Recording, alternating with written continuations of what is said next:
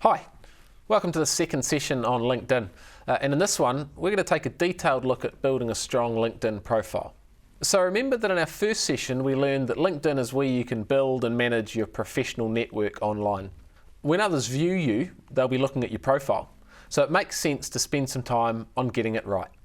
When you click on the profile link in your main navigation menu, you'll be in edit mode. Next to each section, you're going to see a little pen. Clicking on this will allow you to edit the content in that section. For example, here we can change our location or industry. In addition to changing the content in each of these sections, we can change the order of how things appear. In this case, let's drag our summary down below our job experience. You've got complete control over the layout, so have a play and choose something that suits you. From time to time, LinkedIn is going to prompt you to add additional information. In some cases, they may ask you to add more information about your education or professional organisations. So look out for these prompts. They're a great way to keep your profile up to date over time. As a general rule, the more of the available sections that you make use of, the better your profile. However, don't feel the need to add irrelevant content just to fill things up. Information that you add should be appropriate and valuable to potential employers, colleagues or contacts. LinkedIn searching is driven to a large extent by keywords. So try to use the words and statements in your profile that you need to have the right people find you. It should also be in a tone that's appropriate, using language you'd normally use. So the right words are important. But there are other ways to get the point across as well.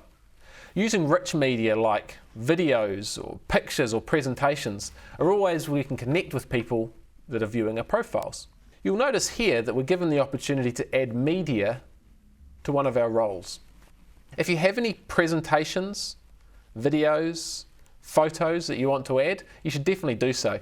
And there's a really long list of supported providers, from YouTube for videos, Spotify for music, or SlideShare for your presentations.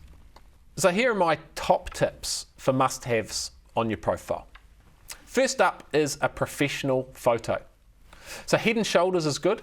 Look the way people will expect you to look in an interview. You can also add a background image in here. I think it's a nice touch to add a little bit more personality to your profile. This is your headline statement, and I suggest adding a strong statement here that isn't necessarily your job title. Think of a short elevator pitch for you. Get creative. It is really important also to get your location and industry right.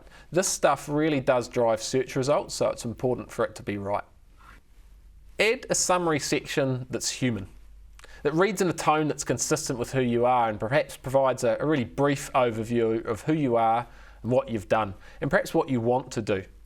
Some advice I've always got is use a summary the way that you would introduce yourself if you met someone in person.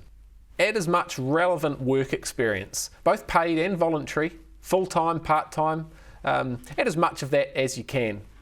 Same goes for education. Add your skills to your profile. There's a really huge list available here, so type ahead and select from that list.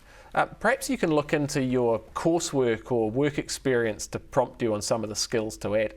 Have a good look through all of these additional sections.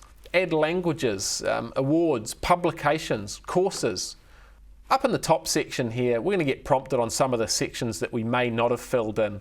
So use these as a driver to add information and fill out your profile. Finally, you have the ability to add contact information into your LinkedIn profile. Ultimately, it's up to you what you want to share.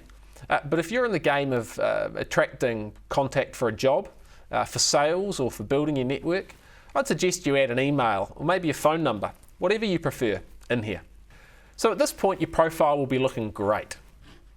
For your network to get an even better flavour for who you are, though, you'll need to get recommendations, start subscribing to content, and start posting. We're going to cover these things in our session on staying active. The last thing I'll mention is that everything we've been talking about doing with your profile is free. LinkedIn does offer some additional paid profile options, which we're going to look at in our section on LinkedIn settings. Now, these don't change the content you can add to your profile. I hope this session's been useful. Take some time to work on your profile and keep it going over time. I promise it'll pay off. Thanks for watching. I hope you can join the next session on getting active on LinkedIn.